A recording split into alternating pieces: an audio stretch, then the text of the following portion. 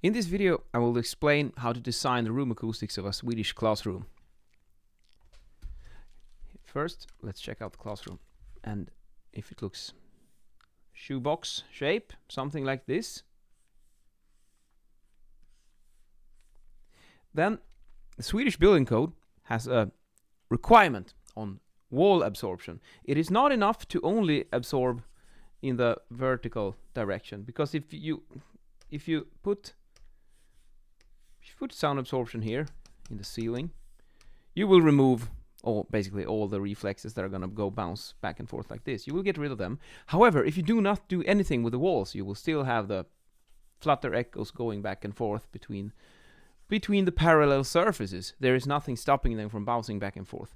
So then if you look at the Swedish BBR, Boverkets byggregler, then there is, let's get rid of the green ones as well, they're a bit annoying.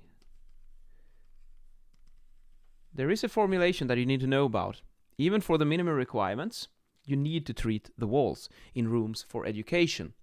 And what that means is, if you have the teacher standing, let's say, on this side of the room, here's the podium or something, what's it called? Katheder, that desk, where you have your speech.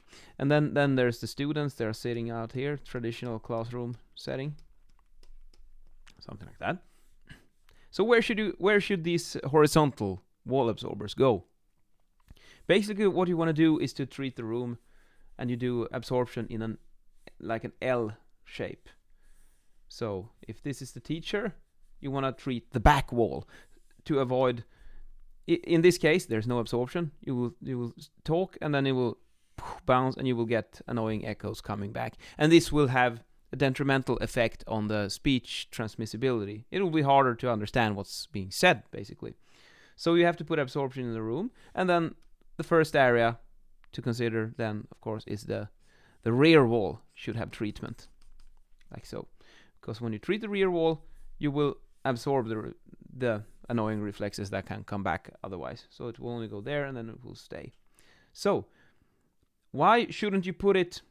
Couldn't you put the absorption here instead? Because this is actually a problem I'm struggling with right now, because we have huge windows over here, glass. So you can put transparent absorbers and stuff on them, but it's more challenging, let's say that. So if you do the L shape, but you do it like this, and you put them behind the teacher, will this fulfill the requirements? Well, kind of, but it defeats the purpose. If you consider the headlights on your car, how are they designed? You have a light bulb. Let's draw it as an old school light bulb that emits light in all directions. And this one is placed inside a reflector. This is basically the headlamp of your car, because then all these light beams that go back will go into the reflector and will be reflected like this. And they will go forward. And this is when you see the stuff you want in the darkness, because all the light goes forward. So this is a good idea, to do a reflector like this. And that's kind of the point of having a hard surface behind the teacher. If you put the absorber behind the back of the teacher, what you're doing is in practice is like if you take matte black color and you paint this reflector on your car headlight, you basically kill it off. So there is no reflector,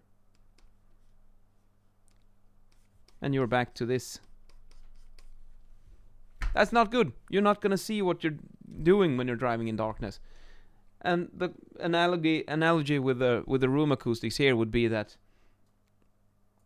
you would have to raise the tone in your voice because it's going to be harder to hear if you're sitting over here in the back of the room. Same thing. Just as it would be more difficult to see further if you remove the reflector of your headlamp. So you don't want to do it. Put it on the back wall instead. And then if you go back to the car headlight analogy once again, if you don't put the absorber here, well, that's kind of like putting a mirror in front of your car. And I think you can imagine what would happen if you place a mirror here. Well, of course, the light will go there and then bounce back, and you will get it in your eyes and you don't see anything. You don't want to do that. So that's why it should go over here.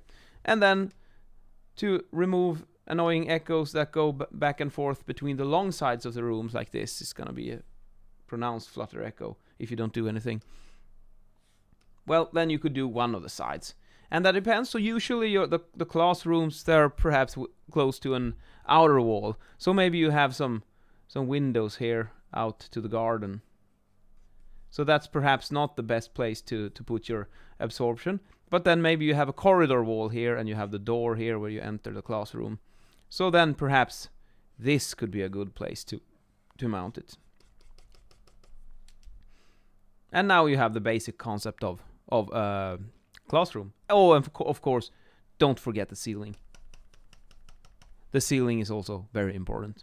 And then you have X, Y, Z coordinates, all dimensions. And I really like this little improvised car headlamp analogy.